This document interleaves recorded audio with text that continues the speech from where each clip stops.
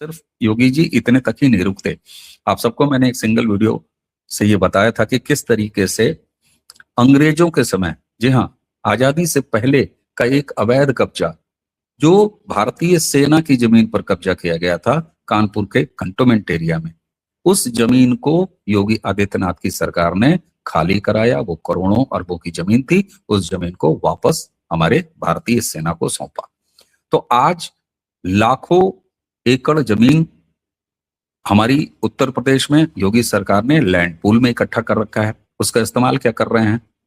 उनका इस्तेमाल, नए जो निवेश आ रहे हैं उनको सबसे पहले क्या चाहिए होता है? उनको लैंड मिल जाए, वाटर कनेक्शन मिल जाए, वहां पर आवागमन के साधन मिल जाए। योगी सरकार इन 2.4, आप सोचें, लाख एकड़ जमीन का इस्तेमाल फैक्ट्रियां लगाने में, सार्वजनिक भवन बनवाने में, सामुदायिक भवन, वहां कॉलेजेस, विश्वविद्यालय, इंस्टीट्यूट्स, ये आइडेंटिफाई करके, क्योंकि ये पूरे उत्तर प्रदेश में फैले हुए हैं।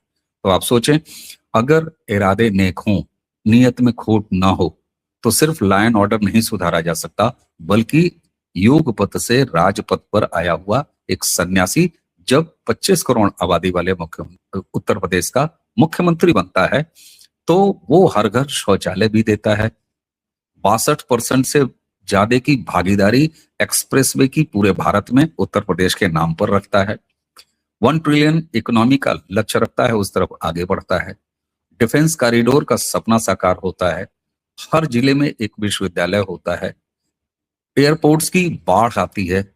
इंटरनेशनल एयरपोर्ट्स एक से ज्यादा सपनों में नहीं सोचे जा सकते थे, लेकिन आज पूर्वी उत्तर प्रदेश के कुशीनगर में अगर आप सोचें, वहां अगर एक इंटरनेशनल एयरपोर्ट है, तो जेवर, जो कि हमारे एनसीआर, हमारी राष्ट्रीय राजधानी के निकट है, वहां भी एक इंटरनेशनल एयरपोर्ट है। इसके अलावा एयरपोर्ट्स तो हैं ही।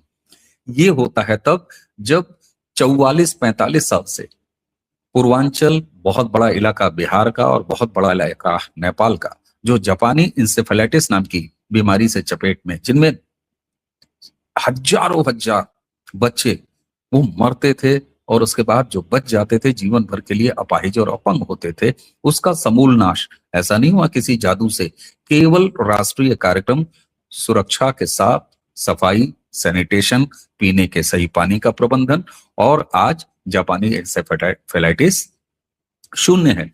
वो मेडिकल कॉलेज गोरखपुर का, जो कि मुख्यमंत्री का अपना गृह नगर भी है, वो इन त्रासदी से भरा होता था साहब। इनके एक सीजन आते थे।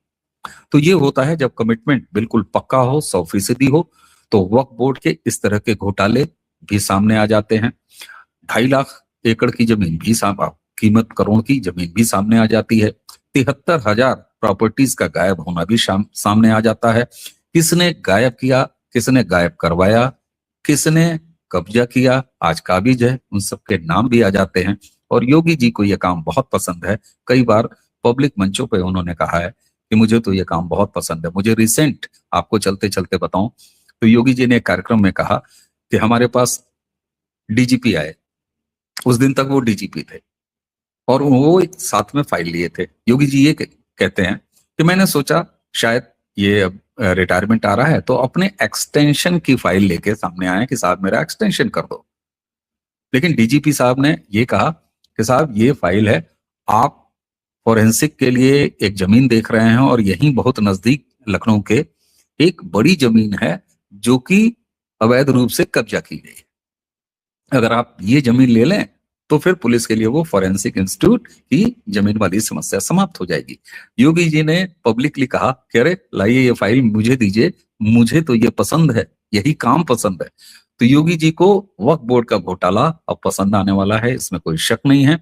उसी के साथ साथ लैंड माफिया और भू माफिया, जिस तरीके से उत्तर प्रदेश में जमीनों पर सपा के कार्यकाल में, बसपा के कार्यकाल में, इसमें पुराने पुराने 30-30 साल, 40-40 साल पुराने मामले हैं, उन सभी को भी इन पिछले 9.5 सालों में जो उत्तर प्रदेश में करके दिखाया है, 2 लाख एकड़ से अधिक जमीन वापस लिया है।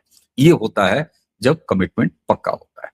दर्शकों, हमें उम्मीद है कि उत्तर प्रदेश से ये 2 ऐसे डेवलपमेंट आपको निश्चित तौर पर कुछ सार्थक देखे गए होंगे।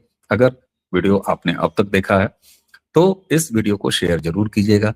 चैनल आपने सब्सक्राइब किया है, नहीं किया है तो अब कर लीजिए। और हाँ, बेल आइकन जरूर दबाइए ताकि किसी भी अपलोड की सूचना सीधे आपको मिले। तो आज की चर्चा अब यहीं समाप्त करेंगे। मुझे दीजिए आज्ञा। नमस्कार, प्रणाम, जय जय श्री राम।